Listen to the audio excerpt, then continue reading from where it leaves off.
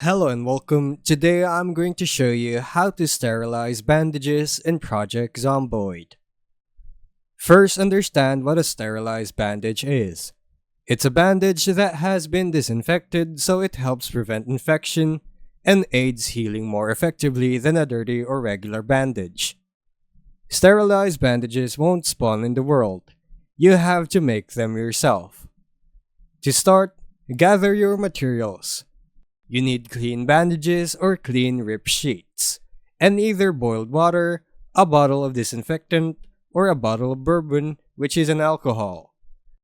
Disinfectant and alcohol work directly, but the boiled water method uses common resources if you're low on supplies. Next, boil water if you're using the hot water method. Fill a cooking pot or saucepan with water. Place it on an active heat source like a stove, campfire, or oven, and heat it until it's boiling. You'll see the pot turn red or get a boil indicator. The water must be clean and hot for this to work. Once the water is boiling, open your inventory, right-click the bandage or rip sheet, and choose the disinfect option. This will convert your clean bandages or sheets into sterilized bandages using the boiled water. Alternatively, if you have a bottle of disinfectant or bourbon, right-click the bandage or sheet in your inventory and select the disinfect option.